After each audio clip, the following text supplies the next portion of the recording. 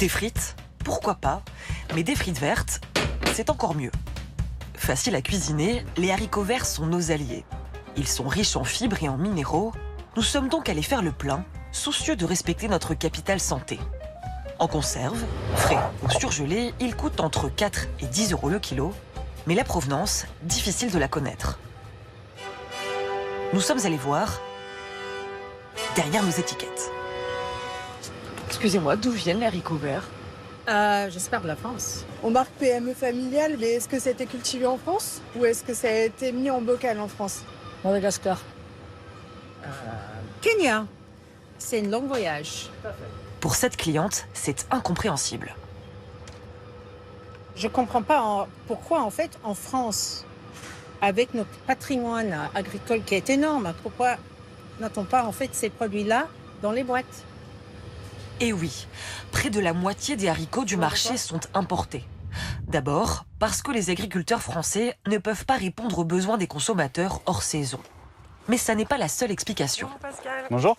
Merci de nous recevoir. Avec plaisir. 250 tonnes. Ouais, Pascal de Grandy cultive 10 hectares de haricots et récolte 2 fois par an pour les vendre à une conserverie. Il l'a constaté, ce légume vert a besoin de plus en plus d'eau en raison du réchauffement climatique. Le haricot, à cette période-ci, il va demander 25 à 30 mm d'eau par semaine. Et donc s'il fait des fortes chaleurs, c'est beaucoup plus. On tourne avec des moteurs électriques pour amener l'eau ici sur le champ et le coût de l'énergie, de l'électricité a beaucoup augmenté.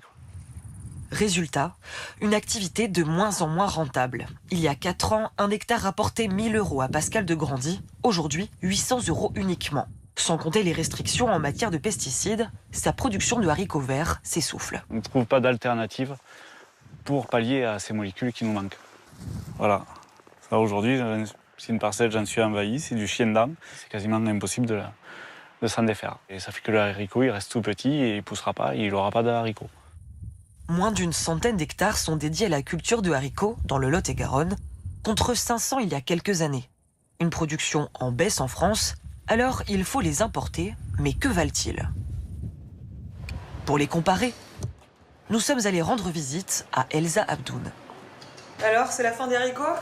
Non, pas jusque-là. Elle a analysé des milliers de données sur la teneur en pesticides des fruits et légumes. Qu'est-ce qu'il faut retenir de cette enquête? Ce que vous pouvez voir, c'est les résultats de nos analyses en fait détaillées. Et puis vous voyez exactement ici les molécules qu'on a retrouvées. Donc en orange, c'est les résidus de pesticides qu'on a trouvés sur les haricots français. En bleu, ceux sur les haricots importés.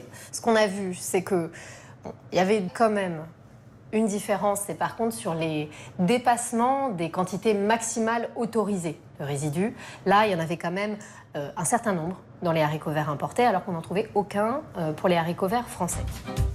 La réglementation de l'Union européenne est stricte concernant l'utilisation des pesticides, mais plus souple pour les produits importés. Alors, mieux vaut privilégier le haricot français pour l'environnement et la santé, voire bio si possible.